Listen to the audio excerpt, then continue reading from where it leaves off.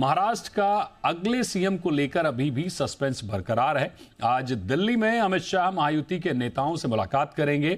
अमित शाह फडणवीस, एकनाथ शिंदे और अजित पवार से मुलाकात करेंगे। वहीं एकनाथ शिंदे के बयान के बाद भी बीजेपी फूंक फूंक कर कदम रख रही है। बीजेपी हर समीकरण पर विचार करते हुए सीएम पद के लिए प्रबल दावेदार तलाश रही है। इस खबर पर दिल्ली से हमारे साथ जुड़ रही हैं हमारी संवाददाता उर्वशी कोना। बताइए उर्वशी, अमित शाह के साथ फडणवीस, शिंदे और अजित पवार की बैठक कितने बजे शुरू होने वाली है और क्या कुछ इनसाइट्स मिल रहे हैं आपको? 9 बजे के बाद हम देखेंगे कि अमित शाह इनके आवास पर जो है देवेंद्र फडणवीस और एकनाथ शिंदे और साथ ही में अजीत पवार, ये तीनों की एंट्री होगी और उसके बाद वहाँ पे एक ये इम्पोर्टेंट मीटिंग होगी। देवेंद्र फडणवीस कुछ ही देर पहले यहाँ पे दिल्ली में पहुँचे हैं। अजीत पवार सुबह से दिल्ली में आए हुए हैं।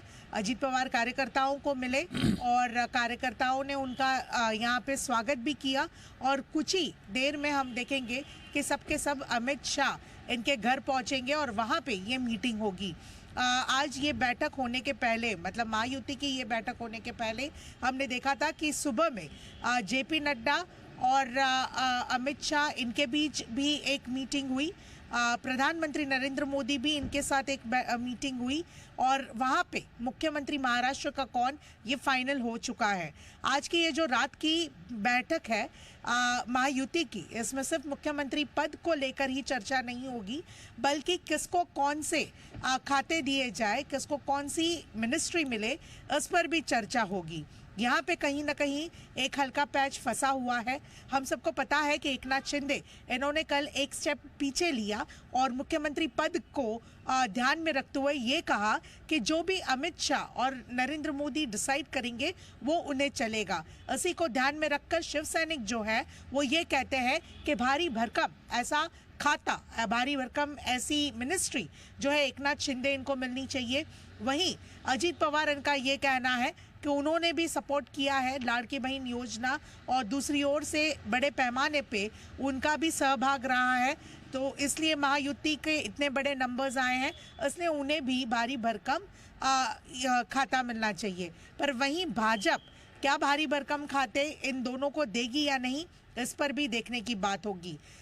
तीनों नेता फिर वो देवेंद्र फडणवीस हो, अजीत पवार हो या एकनाथ शिंदे हो, ये अमित शाह इनको मिलेंगे, अपने अपने जो टेक्स है वो रखेंगे और फिर बैठक में एक निर्णय लिया जाएगा और वो निर्णय पब्लिक के सामने कब आएगा दीपक, ये पता नहीं, पर आज वो निर्णय होगा, चर्चा होगी और बाद में हम देखेंगे कि ऑब्जर्वर्स बीजेपी की ओर से स्टेट में जाएंगे, जिसके बाद पूरी प्रक्रिया आगे बढ़ती रहेगी और फिर मुख्यमंत्री का अनाउंसमेंट होगा। बिल्कुल उर्वशी, जिस तरह से कयास लग रहे हैं कि कहीं ना कहीं देवेंद्र फडणवीस को वापस मुख्यमंत्री बनाया जाएगा, ये बात तो है, लेकिन क्या ये भी उम्मीद की जा रही है कि बीजेपी से हर बार, जैसे कि हम देखते हैं छत्तीसगढ़ की बात करें, मध्य प्रदेश की बात करें, राजस्थान की बात करें या उड़ीसा की बात करें, ऐसा चेहरा सामने आता है जो शायद पहले बहुत ज्यादा चर्चा में नहीं होता है, तो क्या महाराष्ट्र में भी इस बार कुछ वैसा तो नहीं होने वाला है?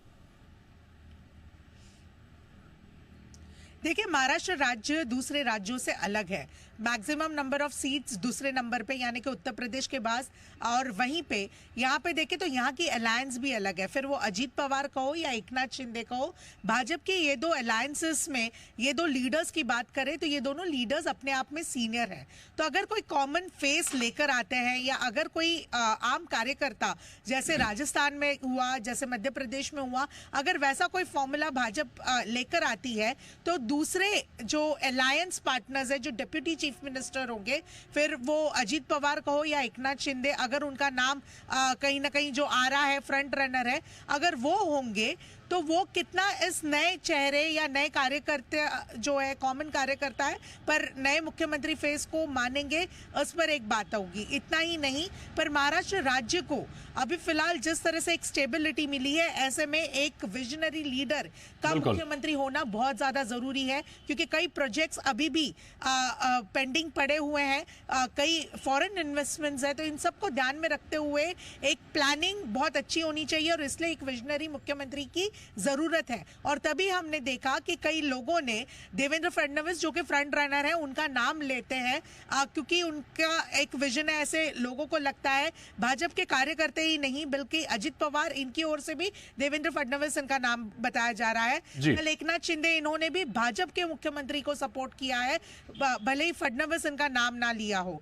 तो इसलिए फडणवीस ये फ्रंट रनर है। अब अगर उनके अलावा कोई और नाम आता है तो ये बहुत दिलचस्प बात होगी कि किस तरह से महाराष्ट्र राज्य सरकार चलती है। बिल्कुल, बहुत शुक्रिया करेंगे आपका और वशी इस पूरी जानकारी को हमारे साथ साझा करने के लिए।